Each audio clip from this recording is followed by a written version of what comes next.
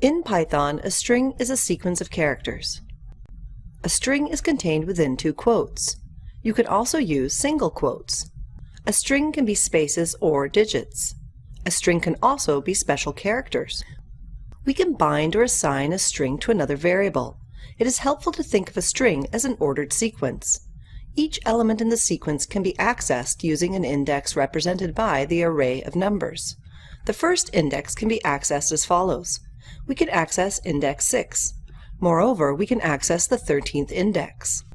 We can also use negative indexing with strings. The last element is given by the index -1. The first element can be obtained by index -15, and so on. We can bind a string to another variable. It is helpful to think of string as a list or tuple. We can treat the string as a sequence and perform sequence operations. We can also input a stride value as follows. The 2 indicates we select every second variable.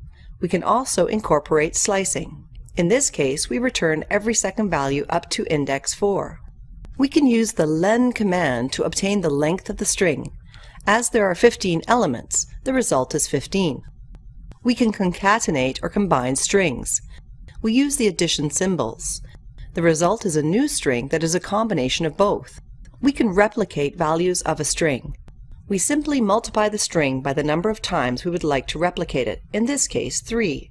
The result is a new string. The new string consists of 3 copies of the original string. This means you cannot change the value of the string, but you can create a new string.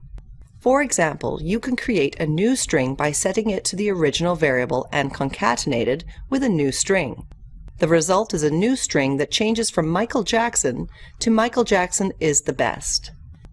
Strings are immutable. Backslashes represent the beginning of escape sequences.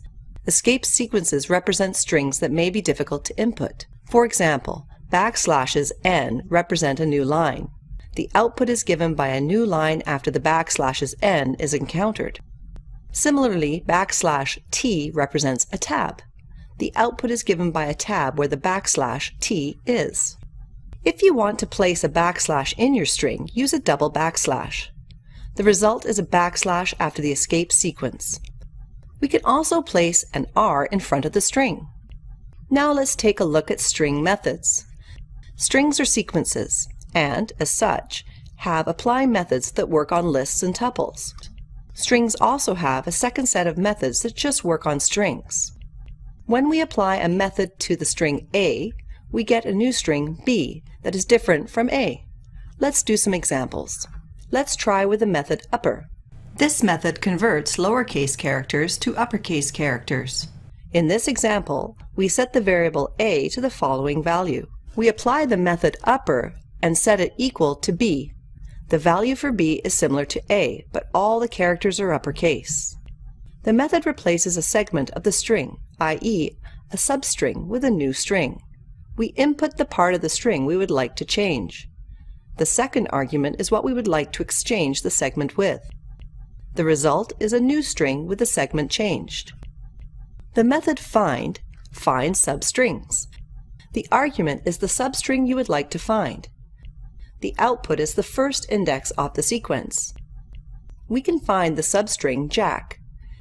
If the substring is not in the string, the output is -1. Check the labs for more examples.